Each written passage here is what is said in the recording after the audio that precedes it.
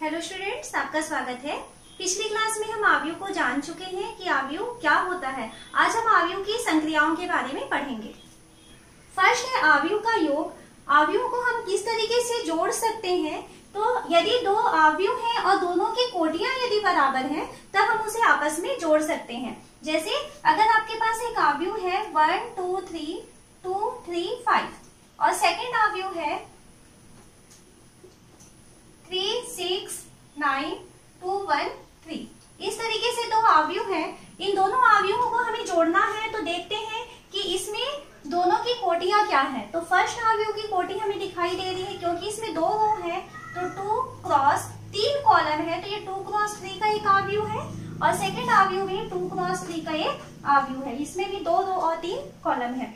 तो ऐसे आव्यूह जिनकी कोटियां आपस में बराबर होती हैं तो उन्हें हम जोड़ सकते हैं। जोड़ना कैसे है, उनके संगत अवयव आपस में जोड़ते हैं। जैसे हमें इन दोनों को जोड़ना है तो 1 का संगत अवयव है 3, तो 1 + 3 ये हो जाएगा। सेकेंड 2 का संगत अवयव 6 है, तो 2 + 6। 3 का संगत अवयव 9 है, 3 + 9। 2 प्लस यहाँ पर उसका संगत अवयव 2 दिखाई दे रहा है। 3 का संगत अवयव 1, 3 + 1 5 + 3। तो दो अवयव तब जोड़ सकते हैं, पहली कंडीशन कि अगर उनकी कोटि आपस में बराबर है। और जोड़ना कैसे है कि उनके संगत अवयवों को आप आपस में जोड़ेंगे। इक्वल टू यहाँ देखिए ये हो गया 4 8 12 4 4 and 8। तो इस तरीके से हमें इनका योगफल प्राप्त हो रहा है जिसकी कोटि है 2 क्रॉस 3। तो दो आव्यूह तब जुड़ सकते हैं जब दोनों की आपस में कोटियां बराबर हैं। अब हम देखते हैं कि आव्यूहों का योग के क्या क्या गुण धर्म होते हैं। तो देखें आव्यूह के योग के गुण धर्म क्या क्या है। फर्स्ट है कि आव्यूहों का योग क्रम विनिमय नियम का पालन करता है। क्रम विनिमय नियम यानी अगर हम दो आव्यूहों के योग के क्रम को बदल दें तो भी आव्यूह के योग में कोई अंतर नहीं होता है। a + b की वैल्यू b + a के इक्वल होती है। यानी आव्यूहों के क्रम को हम अगर चेंज कर दें, a को पहले और b को बाद में लिखें, तो जो आंसर आएगा वही आंसर b + a की इक्वल में आएगा। सेकेंड है आव्यूह का योग साहचर्य नियम का पालन करता है। साहचर्य नियम यानी अगर आपको a + b + c दिया हुआ है, इसकी वैल्यू इक्वल होता है a + b + c के। यानी अगर आप a + b को पहले जोड़ दें तो जो एक नया आव्यूह मिलेगा उसके साथ हम c को प्लस करें तो वो इक्वल होगा यदि हम a के साथ b और c दो आव्यूहों के योग को जोड़ें। तो इस तरीके से आव्यूह का योग साहचर्य नियम का भी पालन करता है। नेक्स्ट आता है योग के तत्समक का अस्तित्व। तो योग का तत्समक आव्यूह होता है 0, शून्य आव्यूह। ऐसा आव्यूह जिसके सारे एलिमेंट शून्य होते हैं उसे हम शून्य आव्यूह कहेंगे। अगर आपके पास एक आव्यूह a है, उस आव्यूह a के साथ हम शून्य आव्यूह को जोड़ देंगे तब हमें उसकी वैल्यू a के ही बराबर प्राप्त होगी। जैसे अगर हम एक एग्जाम्पल लें 1 2 2 0 2 3, इस तरीके से हमने एक आव्यूह लिया हुआ है 2 क्रॉस 2 का, और इसके साथ हम 0 0 0 0 इस तरीके से हम जोड़ रहे हैं। तो जो आव्यूह आएगा, तो देखिए इसके संगत अवयव जुड़ेंगे 1 के साथ 0, 2 के साथ 0। तो संगत अवयवों को यदि हम जोड़ते हैं तो भी हमारे आव्यूह में कोई भी अंतर नहीं आएगा। तो 1 2 2 और 3, तो इनका योगफल यही रहेगा। तो ये जो शून्य आव्यूह है इसे कहते हैं योग का तत्समक। और चौथा नियम है प्रतिलोम आव्यूह या योग का प्रतिलोम का अस्तित्व। प्रतिलोम का अस्तित्व यानी यदि आपके पास एक आव्यूह a है तो इस आव्यूह a के लिए हमारे पास -a आव्यूह यानी उसके साइन सारे चेंज कर देंगे। इसका अस्तित्व इस प्रकार होगा कि यदि हम a के साथ आव्यूह a के साथ -a को जोड़ दें तो हमको शून्य आव्यूह प्राप्त हो जाएगा। तो ये -a जो है इसका योज्य प्रतिलोम कहलाता है, योग का प्रतिलोम आव्यूह कहलाता है। तो आव्यूहों का योग सबसे पहली चीज है कि यदि आप दो आव्यूह को जोड़ना चाहते हैं तो दोनों के कोटियां आपस में बराबर होना चाहिए, तभी हम उन दोनों आव्यूहों को जोड़ सकते हैं। किस तरीके से जुड़ता है कि उनके संगत अवयवों को हमको जोड़ते हुए चलना होता है। अवयवों के जो योग है क्रम विनिमय का पालन करता है, यानी उसके क्रम को हम बदल दें तो भी उसके योगफल में कोई अंतर नहीं होगा। वो साहचर्य नियम का पालन करता है, यानी a प्लस बी को हम c के साथ जोड़ें या a के साथ b प्लस c के योग को जोड़ें तो भी उसकी वैल्यू सेम रहती है। नेक्स्ट है योग के तत्समक का अस्तित्व। तो हमें एक शून्य अवयव इस तरीके से प्राप्त होता है कि अवयव a के साथ शून्य अवयव को जोड़ेंगे तो भी हमें अवयव a प्राप्त होता है। और चौथा है योग के प्रतिलोम का अस्तित्व, यानी प्रत्येक अवयव a के लिए माइनस a अवयव का अस्तित्व इस प्रकार होता है कि a और माइनस a इन दोनों अवयवों को जोड़ेंगे तो हमें शून्य अवयव प्राप्त होगा। तो अवयव का योगफल ये चारों गुणों को पालन करता है। फिर है अवयवों का अंतर। हम अवयवों को आपस में किस तरीके से घटाते हैं। तो अवयवों का अंतर जिस तरीके से हम जोड़ते थे, अवयव अगर समान कोटि के हैं तो उनको जोड़ना कैसे होता है, उसके संगत एलिमेंट्स को हम आपस में जोड़ देते हैं। तो उसी तरीके से अंतर है, तो अगर दो अवयव को हमें आपस में घटाना है तो हमको क्या करना है कि उसके संगत एलिमेंट्स को हमें आपस में घटाना होता है। या हम इसे कह सकते हैं, अगर a में एक अवयव a है और सेकेंड अवयव b है तो a माइनस b की वैल्यू हम क्या करें कि a के साथ हम माइनस b को जोड़ दें। इस तरीके से भी इसे देख सकते हैं। तो यहाँ देखिए, जैसे मान लीजिए आपके पास एक अवयव a दिया हुआ है 1 2 3 2 3 5 और सेकेंड अवयव मान लीजिए b दिया हुआ है 3 2 1 1 2 3। ठीक है, अब इसमें सबसे पहले तो चीज देखनी है कि क्या इनकी कोटियां बराबर है। तो देखिए यहाँ पे ये 2 क्रॉस 3 का अवयव है और सेकेंड ये भी 2 क्रॉस 3 कोटि का अवयव है। तो क्योंकि दोनों की कोटि बराबर है इसलिए हम इसे जोड़ या घटा सकते हैं। अब हमें चाहिए a माइनस बी। तो a माइनस बी के लिए देखिए यहाँ पे a की वैल्यू लिखे 1 2 3 2 3 5 में हमें माइनस करना है 3 2 1 1 2 3। तो आप डायरेक्ट यहाँ से 1 माइनस 3 2 माइनस 2 ऐसा भी लिख सकते हैं। तो 1 2 3 2 3 5 प्लस ये हो जाएगा -3। हम माइनस सारे एलिमेंट्स को माइनस से मल्टीप्लाई कर दें तो -3 -2 -1 -2 और -3 अंदर के सारे साइन हम चेंज कर दिए हैं इस माइनस के कारण। अब इसके संगत एलिमेंट्स आप जोड़ लीजिए तो ये हो जाएगा फर्स्ट 1 -3 2 -2 3 -1 2 -1 3 -2 5 -3। तो इस तरीके से ये भी 2 क्रॉस 3 का हमको एक अवयव प्राप्त हो रहा है। सॉल्व करें इसे तो ये है -2 0 2 1 1 एंड 2। 2 क्रॉस 2 का अवयव है जो किसकी वैल्यू है, a माइनस बी का मान है ये। तो अवयवों को घटाना कैसे है, जिस तरीके से हम अवयव के संगत अवयवों को जोड़ते हैं और उनका योगफल प्राप्त करते हैं, तो उसी तरीके से अवयव के संगत अवयवों को घटा करके उनका अंतर प्राप्त किया जा सकता है। अब हम देखते हैं कि अवयवों का गुणन क्या होता है। अवयवों का अदिश गुणन, यानी कि अगर हम किसी अवयव a के साथ एक अदिश संख्या के एक कांस्टेंट नंबर k का मल्टीप्लाई कर देते हैं तब हमें जो अवयव मिलेगा वो उस अवयव a के सारे एलिमेंट्स के साथ k का मल्टीप्लीकेशन के फॉर्म में मिलता है। जैसे हम एक एग्जांपल लेते हैं, मान लीजिए हम k की वैल्यू को 2 लें और एक अवयव लेते हैं 1 3 2 1 3 5। इस तरीके से हमने एक अवयव लिया है और उसे एक अचर संख्या 2 के साथ मल्टीप्लाई करना चाहते हैं। तो अचर संख्या 2 के साथ मल्टीप्लाई करेंगे तो ये क्या हो जाएगा, ये 2 का मल्टीप्लीकेशन इसके अंदर सारे एलिमेंट्स के साथ हो जाएगा। तो ये 2 का मल्टीप्लाई करें हम सभी एलिमेंट्स के साथ तो ये हो जाएगा 2 2 3 जा 6 2 2 जा 4 और ये भी इसके सारे एलिमेंट्स नीचे लाइन में भी होगा तो ये हो गया 2 6 एंड 10। तो अगर किसी अचल संख्या का एक अवयव से गुणा करेंगे तो वो अचल संख्या सारे एलिमेंट्स के साथ गुणा हो जाता है। इसे कहते हैं अवयवों का अदिश गुणन। अवयवों के अदिश गुणन के कुछ गुण धर्म होते हैं।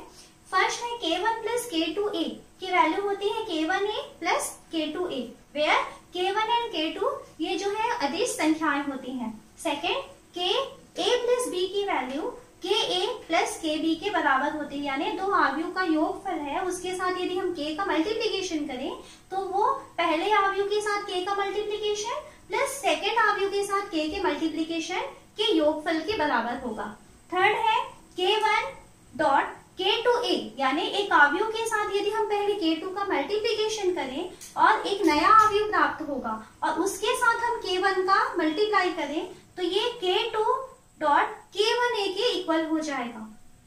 फोर्थ, माइनस KA की वैल्यू माइनस KA या K माइनस A इस तरीके से हो सकता है। किसी अवयव के साथ यदि 1 का मल्टीप्लाई कर दिया जाए तो उस अवयव के मान में कोई परिवर्तन नहीं होगा। किसी अवयव के साथ यदि -1 का मल्टीप्लाई कर दिया जाए तो उस अवयव के जितने एलिमेंट्स होते हैं उसमें माइनस का साइन लग जाएगा, मतलब -1 इंटू A की वैल्यू -A के इक्वल होती है। एंड नेक्स्ट 0A यानी कि अगर किसी अवयव को 0 से गुणा कर दें तो वो शून्य अवयव बन जाएगा, यानी उसके सारे एलिमेंट्स 0 हो जाते हैं। यहाँ हमें क्वेश्चन दिया हुआ है इस तरीके से, अब इसको हमें सॉल्व करना है। तो यहाँ पे देखिए अवयव है, अवयव के साथ हमें कॉस थीटा का मल्टीप्लिकेशन दिया है और यहाँ सेकंड अवयव है और इसके साथ साइन थीटा का मल्टीप्लिकेशन है। तो इसे कैसे सॉल्व करेंगे? तो यहाँ देखिए एक अवयव है 2 क्रॉस 2 का, उसके साथ कॉस थीटा का मल्टीप्लाई करना है। तो अभी हमने जैसे देखा अवयव का अदिश गुणन, तो वो जो अदिश गुणन होता है, जो अदिश संख्या होती है, वो उस अंदर में अवयव के सारे एलिमेंट्स के साथ उसका मल्टीप्लाई हो जाता है।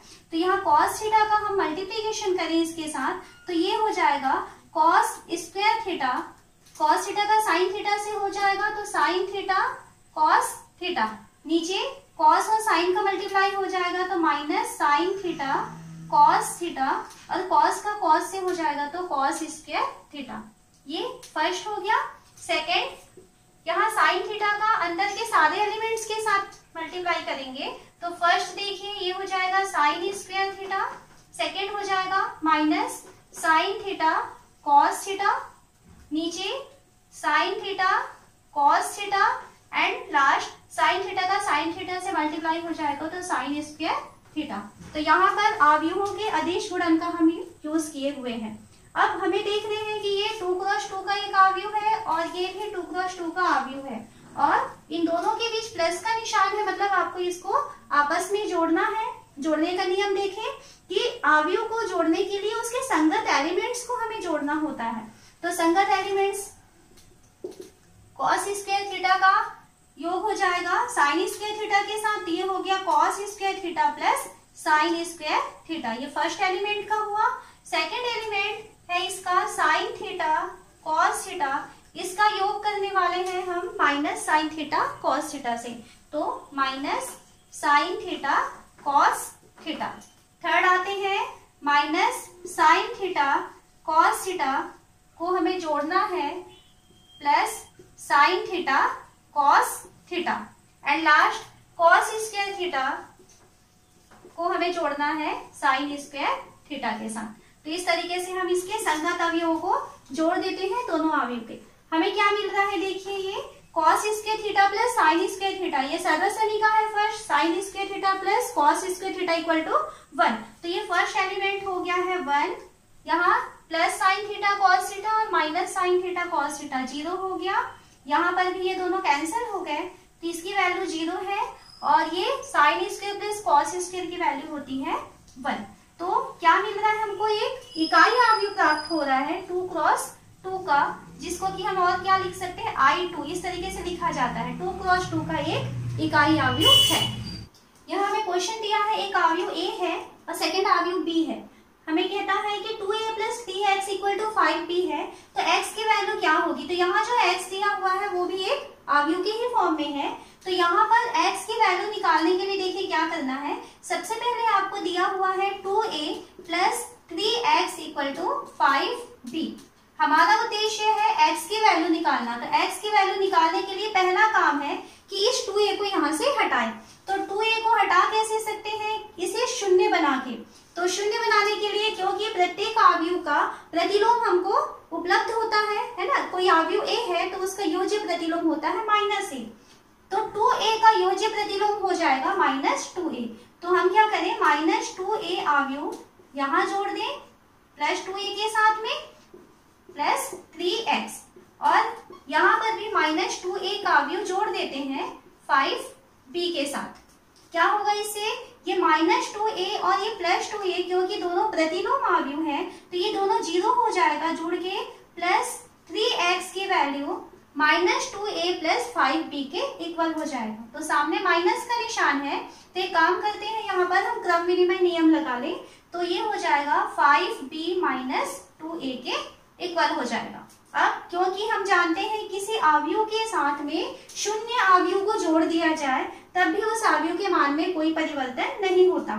तो 3x की वैल्यू हो गई 5b माइनस 2a। अब हम इसे सॉल्व करें तो 3x इक्वल टू 5, आव्यूह b की वैल्यू लिखे यहाँ पे, तो आव्यूह b है 2, 4 माइनस 5 एंड माइनस 2, 2 और 1, ये b की वैल्यू हो गई माइनस 2a। तो माइनस 2a की वैल्यू है 8, 4, 3 एंड सेकेंड कॉलम है 0, माइनस 2, 6। इस तरीके से हम b और a की वैल्यू को यहाँ पर लिख लेते हैं। तो इक्वल टू हो जाएगा, यहाँ देखिए ये 5 का मल्टीप्लाई हो रहा है, तो ये हो जाएगा 5, क्योंकि एक अचर संख्या का आव्यूह के साथ गुणा हो रहा है, तो ये 5 इसके सारे एलिमेंट्स के साथ मल्टीप्लाई हो जाएगा। तो ये हो जाएगा 10 माइनस 10, 20, 10 माइनस 25 और 5, ये फर्स्ट आव्यूह हुआ। अगर हम इसे प्लस का साइन दें तो इसका मतलब है कि -2 सारे के साथ सभी एलिमेंट्स के साथ अंदर मल्टीप्लाई हो जाएगा और बाहर में बच जाएगा प्लस का साइन। तो अंदर में सारे एलिमेंट्स के साथ में हम -2 का मल्टीप्लाई कर देते हैं। तो -16, 0, -8, माइनस प्लस 4, -6 और -12। तो इस तरीके से ये सेकेंड वाला जो आव्यूह था उसके सारे एलिमेंट्स के साथ हमने -2 का मल्टीप्लाई कर दिए। अब आपके पास दो आव्यूह दिखाई दे रहे हैं, ये 3x की वैल्यू है, तो हमें मिल रहा है, देखिए ये क्या हो जाएगा 3x इक्वल टू, हमें इसके संगत एलिमेंट्स घटाने हैं, तो 10 माइनस 16, तो 10 माइनस 16 फर्स्ट का फर्स्ट से, सेकेंड है -10 माइनस 0, -10 माइनस 0, संगत अवयवों को आपस में घटा रहे हैं, 20 माइनस 8 एंड 10 माइनस 4, 10 ये प्लस 4 है तो ये जुड़ जाएगा, तो 10 प्लस 4 हो जाएगा, 10 प्लस 4 -25 और -6, 5 माइनस 12।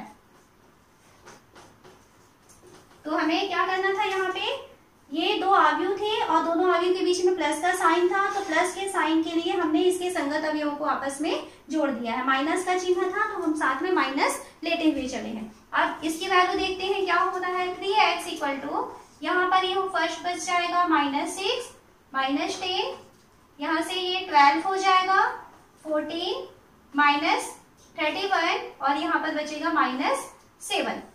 हमें क्वेश्चन में x की वैल्यू फाइंड करनी है, तो x की वैल्यू फाइंड करनी है तो एक काम करते हैं, इस 3 को यहाँ से पक्षांतर कर देते हैं, या तो दोनों तरफ 1/3 का मल्टीप्लाई भी कर सकते हैं। तो यहाँ पर ये 1/3 होके चला गया। अब यहाँ हमारे पास आव्यूह बचा है -6, -10, 12, 14, -31 एंड -7। अब इस आव्यूह के सामने 1/3 का मल्टीप्लाई है, यानी आपको इसके सारे एलिमेंट्स के साथ 1/3 का मल्टीप्लाई करना है। तो x इक्वल टू, अब मल्टीप्लाई करते हुए चले तो -6 के साथ हम 1/3 का गुणा कर रहे हैं ना, तो 3 और ये कट जाएगा तो यहाँ बचेगा -2। -10 के साथ 1/3 का मल्टीप्लाई करें तो -10/3 हो गया। 12 के साथ 1/3 का मल्टीप्लाई करेंगे तो 4 बचेगा, 14 इंटू 1/3 यानी कि 14/3, -31 इंटू 1/3 -31/3 एंड -7 इंटू 1/3 तो -7/3। तो इस तरीके से हमको x की वैल्यू फाइंड हो जाती है। हमें जो कंडीशन दिया हुआ था 2a प्लस 3x की वैल्यू 5b के इक्वल दिया है, तो x की वैल्यू ज्ञात करो। तो ये x एक आव्यूह प्राप्त हुआ है जो 3x2 का आव्यूह है। अभी हम देखें कि आव्यूह को एक अदिश से किस तरीके से गुणा किया जाता है। आव्यूह को यदि अदिश से गुणा करना है तो उस अदिश नंबर को आव्यूह के हर एलिमेंट के साथ मल्टीप्लाई करना होता है। अब हम देखते हैं कि एक आव्यूह को दूसरे आव्यूह से किस तरीके से गुणा करते हैं। तो आव्यूहों के गुणन में अगर आपके पास एक आव्यूह A है और सेकेंड आव्यूह B है, हमें इन दोनों को गुणा करना है। तो गुणा करने के लिए शर्त ये है कि कोटि होगी, मान लेते हैं इसकी कोटि है m क्रॉस n और सेकेंड अवयव है इसकी कोटि है n क्रॉस p, तब हम इसका गुणा कर पाएंगे और जो नया अवयव मिलेगा वो a b इन दोनों के गुणनफल के बराबर होगा और इस अवयव की कोटि हो जाएगी m क्रॉस p। तो यहाँ ध्यान देने वाली बात है, जब हम अवयवों को गुणा करेंगे तो यहाँ देखिए इधर n आया था और यहाँ पर भी n आया था, यानी जब दो अवयवों को गुणा करना है तो उसी कंडीशन में आप उसे गुणा कर सकते हैं जब पहले अवयव के कॉलम का नंबर जितने कॉलम है उसकी सेकेंड अवयव के रो के नंबर के इक्वल होगा। मतलब पहले अवयव में स्तंभ की संख्या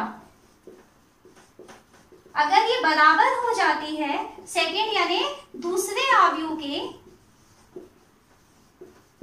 पंक्तियों की संख्या की, उसी कंडीशन में हम कहेंगे कि ये दोनों अवयव आपस में गुणा हो सकते हैं। अब जैसे यहाँ पे हमने कहा एक अवयव ए था जिसका कोटि था m क्रॉस n, यानी इस अवयव में n स्तंभ थे, फर्स्ट रो को शो करता है, सेकंड कॉलम को शो करता है, तो इसके पास n कॉलम थे। सेकंड अवयव को देखते हैं तो उसकी कोटि थी n क्रॉस p, यानी उसके पास n रो थे और p कॉलम थे। तब अगर हम इन दोनों का मल्टीप्लाई करेंगे तो इसमें फर्स्ट में कॉलम और सेकंड में रो ये दोनों बराबर हो चुके हैं। तब अब इसका यदि हम गुणा करेंगे तो एक जो नया अवयव आपको प्राप्त होगा तो उसकी कोटि होगी m क्रॉस p। तो फर्स्ट आपको गुणा करने के लिए जो शर्त है इसी तरीके से अगर अवयव मिलेगा तब हम उसे गुणा कर पाएंगे। अब हम देखते हैं कि अवयवों को गुणा किस तरीके से किया जाता है। हम एक अवयव a लेते हैं 1 2 3 2 3 5, इसकी कोटि हमें दिखाई दे रही है 2 क्रॉस 3 का एक अवयव है और सेकेंड एक अवयव हम लेते हैं b, माना कि ये 2 3 1 3 6 5, ये एक अवयव है लेकिन इसमें 3 रो है और 2 कॉलम है, यानी कि ये 3 क्रॉस 2 का एक अवयव है। हमें कहता है आप a और b का गुणा कीजिए, दो अवयवों को हमको गुणा करना है। तो सबसे पहले तो हम देखें कि क्या इन अवयवों को गुणा किया जा सकता है। तो पहले अवयव के कॉलम के नंबर और सेकेंड अवयव के रो के नंबर ये दोनों अगर इक्वल हैं तब हम इसको गुणा कर सकते हैं। तो यहाँ देखिए इसके पास 3 कॉलम है और सेकेंड वाले के पास में 3 रो है, यानी कि हम इसे आपस में गुणा कर सकते हैं। अब जो गुणा करेंगे उस अवयव की कोटि हमें मिलने वाली है 2 क्रॉस 2। ठीक है, तो गुणा कैसे करते हैं देखिए, आपको यदि इन दोनों को गुणा करना है तो नियम ध्यान रखना, पहले अवयव के पहली पंक्ति को लेंगे और इसके अवयवों को पहले स्तंभ से गुणा करते हुए चलते हैं। जैसे इसके फर्स्ट एलिमेंट का फर्स्ट स्तंभ के पहले एलिमेंट से गुणा करेंगे तो 1 का 2 से मल्टीप्लाई होगा 1 इंटू 2। फिर इसमें धीरे से हमको आगे बढ़ना है इस तरीके से और इसमें आपको नीचे की तरफ आना है। तो फर्स्ट एलिमेंट का फर्स्ट से हुआ, सेकेंड एलिमेंट का इसके सेकेंड एलिमेंट के साथ होगा तो 2 का मल्टीप्लाई हो जाएगा, प्लस का निशान देंगे, 2 का मल्टीप्लाई हो जाएगा 3 के साथ। फिर इसका थर्ड एलिमेंट इसमें नीचे की तरफ जाएंगे तो इसके थर्ड एलिमेंट के साथ इसका मल्टीप्लाई होगा तो 3 का मल्टीप्लाई हो जाएगा, प्लस का साइन दे करके 3 का मल्टीप्लाई करेंगे 1 के साथ। इसमें आपको इधर आगे की तरफ बढ़ना है और यहाँ आपको नीचे की तरफ जाना है, ये चीज आपको ध्यान रखना है। तो ये फर्स्ट एलिमेंट के लिए इस तरीके से गए। फिर सेकेंड एलिमेंट के लिए आपको पहले रो में ही इसी तरीके से आगे जाना है और यहाँ पर आपको सेकेंड कॉलम में नीचे की तरफ उतरना है। तो करते हैं, पहले रो का फर्स्ट एलिमेंट इसके फर्स्ट एलिमेंट के साथ मल्टीप्लाई हो जाएगा तो 1 का मल्टीप्लीकेशन होगा 3 के साथ, तो 1 इंटू 3 प्लस सेकेंड एलिमेंट को ले रहे हैं तो हम इसमें भी सेकेंड एलिमेंट नीचे की तरफ जाएंगे तो 2 का मल्टीप्लाई हो जाएगा 6 के साथ, फिर प्लस का साइन देंगे और अब हम थर्ड एलिमेंट की तरफ पहुंच रहे हैं तो इसमें भी आपको थर्ड एलिमेंट नीचे की तरफ जाना है तो 3 का मल्टीप्लाई हो जाएगा 5 के साथ। तो इस तरीके से अवयव का सेकेंड एलिमेंट मिल गया। अब हम सेकेंड रो में आते हैं तो सेकेंड रो में आना है तो आपको इसमें सेकेंड रो को इस तरीके से लेना है और इस सेकेंड रो के साथ फिर से वापस इसके फर्स्ट कॉलम को लेते हैं। तो सेकेंड रो का फर्स्ट एलिमेंट है 2 और पहले कॉलम का फर्स्ट एलिमेंट है 2 तो 2 का 2 से मल्टीप्लाई होगा, फिर उसके बाद में 3 का इसमें नीचे की तरफ जाएंगे तो 3 से मल्टीप्लाई होगा, फिर हम इसमें 5 का मल्टीप्लाई करेंगे 1 से। तो करते हैं, 2 का मल्टीप्लाई हो जाएगा फर्स्ट एलिमेंट 2 है, प्लस इधर सेकंड में आ रहा है 3 और इसमें सेकंड है 3, तो 3 का मल्टीप्लाई 3 के साथ, प्लस और आगे बढ़े तो 5 और इसमें लास्ट वाला है 1, तो 5 का मल्टीप्लाई हुआ 1 के साथ। ओके, फिर अब हम क्या करेंगे, फिर से इस रो का सेकंड कॉलम के साथ मल्टीप्लाई करेंगे। तो इसका इस कॉलम के साथ मल्टीप्लाई करते हुए नीचे जाते हुए हमें आना है। तो 2 का मल्टीप्लाई हो जाएगा 3 के साथ, 2 इंटू 3, फिर प्लस 3 इंटू 6 प्लस 5 इंटू 5। तो अब हम इसे सॉल्व करें, देखते हैं ये 2 क्रॉस 2 का हमको एक अवयव प्राप्त हो रहा है। थोड़ा सॉल्व करें तो ए बी की वैल्यू यहां से 2 प्लस 6 प्लस 3, इन दोनों को मल्टीप्लाई करते हुए लिखते चलते हैं। ये इसका सेकंड एलिमेंट हो जाएगा 3 प्लस 12 प्लस 15, यहाँ पर 4 प्लस 9 प्लस 5 और ये 6 प्लस 18 प्लस 25। 2 क्रॉस 2 का अवयव मिल रहा है हमें। तो ए बी की वैल्यू ये 11 हो गया। यहां से देखिए ये आपका मिल रहा है 30, ये 14 और 4 18 आ गया, और यहां पर आपको मिल रहा है 49। तो इस तरीके से आपको जब दो अवयवों को गुणा करना है तो ध्यान रखने वाली बात है कि फर्स्ट अवयव के लिए जो कॉलम का नंबर है वो सेकेंड अवयव के रो के नंबर के इक्वल होना चाहिए, तभी हम उन दोनों को आपस में गुणा कर सकते हैं। और दूसरी चीज ये है कि जो गुणा यदि हम करते हैं तो ए बी की वैल्यू जो है वो नॉट इक्वल बी ए होती है। आप ए बी लिख रहे हैं और यदि आप बी ए करना चाहें तो ये दोनों बराबर नहीं होते, ये चीज हमें ध्यान देना है। अब हम अवयवों के गुणन के गुणधर्म देखते हैं कि अवयवों का गुणन कौन कौन से गुणधर्म का पालन करता है। फर्स्ट है साहचर्य नियम। तो अवयवों का गुणन साहचर्य नियम का पालन करता है, यानी यदि आपके पास 3 अवयव है ए बी और सी, तो ए और बी का गुणा यदि सी से किया जाए तो इसकी वैल्यू ए का गुणा बी डॉट सी है ना। यानी कि अगर ए बी को गुणा करके अगर हम एक अवयव लाते हैं और उसके बाद उसका गुणा हम तीसरे अवयव सी से करते हैं, तब उसकी वैल्यू जो है ए का गुणा बी और सी के गुणनफल के बराबर होता है। तो साहचर्य नियम का पालन कर रहा है, यानी ब्रैकेट अगर आप आगे पीछे करते हैं, पहले ए बी का गुणा करें या पहले बी सी का गुणा करें, तो भी उसकी वैल्यू चेंज नहीं होती है। तो ये साहचर्य नियम कहलाता है। तो अवयवों का गुणन साहचर्य नियम का पालन करता है। वितरण नियम, आपके पास 3 अवयव है ए बी और सी, अगर हम ए को b प्लस सी से गुणा करें इस तरीके से, तो वितरण नियम यानी वितरण यानी होता है बांटना, तो इसकी वैल्यू ए बी प्लस ए सी के इक्वल होती है। ठीक है, तो इसका भी ये पालन करता है। थर्ड है गुणन तत्समक। तो प्रत्येक अवयव के लिए हमारे पास यदि वर्ग अवयव दिया हुआ है तो वर्ग अवयव के लिए गुणन तत्समक होता है आई एन। जो हम इकाई अवयव पढ़े थे, तत्समक अवयव पढ़े थे, तो आई एन इस तरीके से है कि अगर किसी अवयव ए के साथ हम गुणा कर दें आई एन को, तो इसकी वैल्यू ए के ही बराबर होगी। मान लीजिए आपके पास जो है एक अवयव दिया हुआ है, इसमें जरूरी ये है कि वो वर्ग अवयव होना चाहिए। तो अगर आपके पास एक वर्ग अवयव दिया हुआ है तो उसके साथ हम इकाई अवयव को गुणा कर दें, तब भी हमें वही अवयव प्राप्त होता है। तो इसे कहते हैं गुणन तत्समक, आई एन का अस्तित्व होता है। चौथा है क्रम विनिमय। तो अवयवों का गुणन क्रम विनिमय का पालन नहीं करता है, ये is not equal to B A. अवयवों का गुणन क्रम विनिमय का पालन नहीं करता है। इसे देखने के लिए हम एक क्वेश्चन लेते हैं। आपके पास 2 अवयव दिए हुए हैं, तो हमें ये प्रूफ करना है कि फर्स्ट और सेकंड अवयव को यदि हम गुणा करें तो वो नॉट इक्वल होता है, बराबर नहीं होता है सेकंड इंटू फर्स्ट के।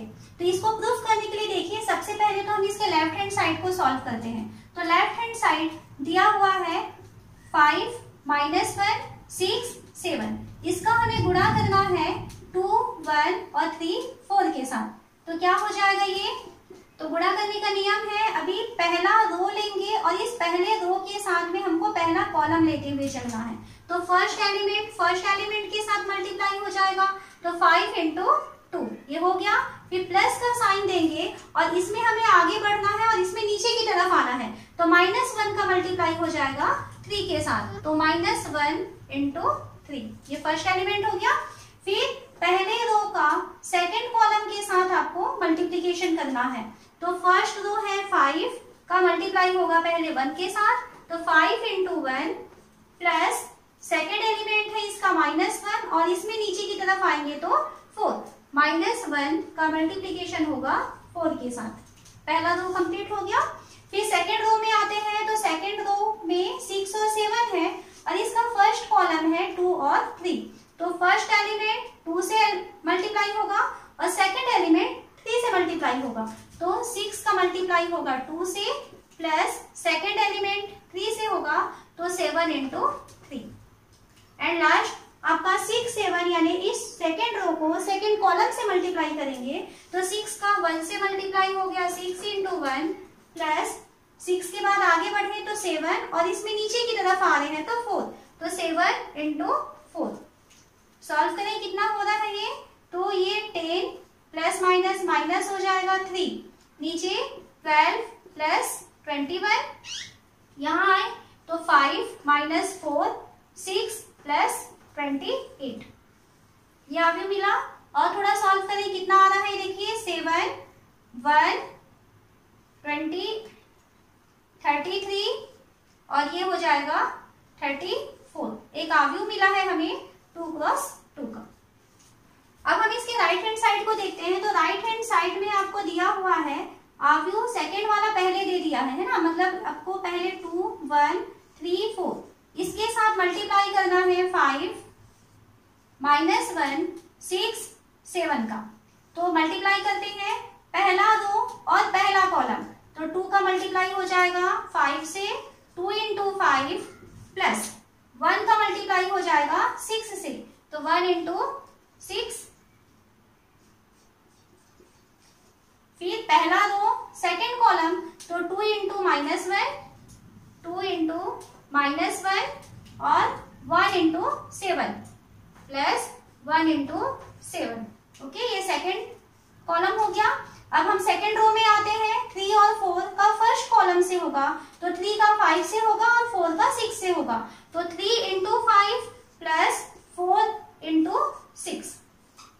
इस तरीके से 3 का 5 से और 4 का 6 से मल्टीप्लाई हुआ। फिर सेकेंड रो का सेकेंड कॉलम से मल्टीप्लीकेशन होगा तो 3 का -1 से हो गया 3 इंटू -1 प्लस 4 इंटू 7।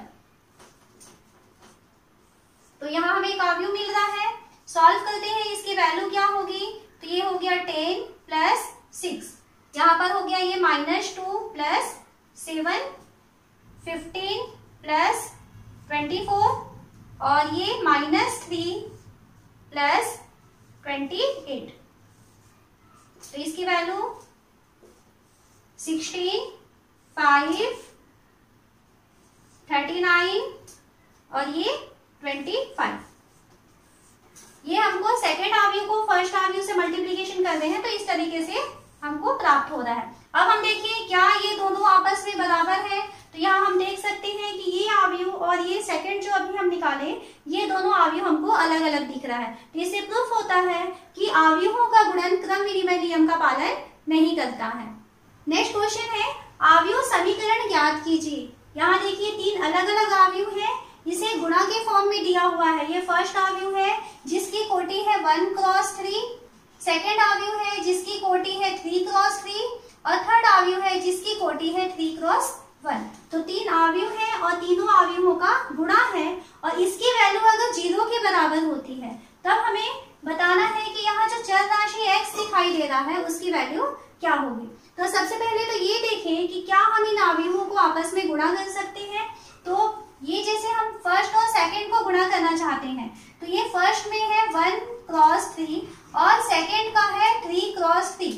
तो यहाँ हम देखना चाहें तो क्या इनका मल्टीप्लाई पॉसिबल है, तो यहाँ देखिए ये 3 आया हुआ है और इसमें फर्स्ट 3 आया है, यानी इसमें 3 कॉलम है और इसमें 3 रो है, इसलिए हम इन दोनों को आपस में गुणा कर सकते हैं। तो करते हैं इसे। तो पहला रो का पहला कॉलम से मल्टीप्लाई होता है तो ये हो जाएगा 1 का 1 के साथ तो 1 इंटू 1 प्लस 2 का 2 के साथ 2 इंटू 2 प्लस फिर लास्ट एलिमेंट फिर से 1 आया है और इसका लास्ट एलिमेंट है 1 तो 1 इंटू 1 फर्स्ट एलिमेंट हो चुका। फिर पहला रो का सेकंड कॉलम के साथ मल्टीप्लाई होगा, तो देखिए 1 का मल्टीप्लाई होगा 2 से, प्लस सेकंड एलिमेंट है 2 का मल्टीप्लाई होगा, इसका सेकंड एलिमेंट है 0, प्लस थर्ड एलिमेंट है 1 का मल्टीप्लाई हो जाएगा, इसका थर्ड एलिमेंट है 0। तो इस तरीके से हमको सेकंड भी एलिमेंट मिल चुका है। अब पहले रो का थर्ड कॉलम के साथ मल्टीप्लाई कर रहे हैं, तो 1 का 0 के साथ, तो 1 into 0 plus 2 into 1 plus 1 into 2। तो इस तरीके से हमको एक आव्यूह मिल रहा है। किस कोटि का है ये? 1 क्रॉस 3 कोटि का एक आव्यूह प्राप्त हो रहा है। यहाँ आपको ये ध्यान देना है, जिसे जैसे हम यहाँ पे दो आव्यूहों को गुणा कर रहे थे, तो पहले आव्यूह का जो पहला रो है वो 2 को बनाएगा, है ना। अगर इसमें सेकंड रो होता तब वहां से हमको सेकंड रो मिल जाता। यानी इसमें आपको पंक्तियां दिखाई दे रही है, तो इसकी पंक्तियां इसके स्तंभों के साथ गुणा होकर के इस तरीके से पंक्तियों के ही एलिमेंट्स को बनाते हैं। अब इन दोनों का मल्टीप्लीकेशन कर चुके, थर्ड आव्यूह को उतार देते हैं यहाँ पे। तो थर्ड आव्यूह है 0 2x, 0 2x और इसकी वैल्यू है 0 1। सॉल्व करें थोड़ा सा, तो ये यहाँ पे आ रहा है 1 प्लस 4 प्लस 1। सेकेंड एलिमेंट है 2 प्लस ये 0 हो जाएगा, plus 0, 1 into 0 2 into 0। Third element है 0 प्लस 2 प्लस 2। ये आव्यूह मिला और इसके साथ में है 0 2x इक्वल टू 0। या और थोड़ा इसको देखें तो ये हो जाएगा 6 2 4 का मल्टीप्लाई करना है हमें 0 2x के साथ और इसकी वैल्यू 0 के इक्वल आ रही है। अब यहाँ पे दो आव्यूह फिर से हमें मिले हैं और इन दोनों को हमें मल्टीप्लाई करना है। तो इन दोनों को मल्टीप्लाई करने के लिए देखिए, पहला आव्यूह जो है उसके रो के एलिमेंट्स इसके कॉलम के एलिमेंट्स के साथ गुणा होना है। 6 का मल्टीप्लाई 0 से होगा, तो 0 प्लस 2 और 2 का मल्टीप्लाई 4 प्लस 4 का मल्टीप्लाई x से हो जाएगा, तो 4x इक्वल टू 0। तो अब देखो ये हो गया 4x की वैल्यू इक्वल हो रहा है -4 के, देन x की वैल्यू हो गया -4/4 यानी कि -1। तो इस तरीके से आपको आव्यूहों को समीकरण के फॉर्म में दिया हुआ है, तो आप यहाँ से चर राशि की वैल्यू को सॉल्व करके निकाल सकते हैं।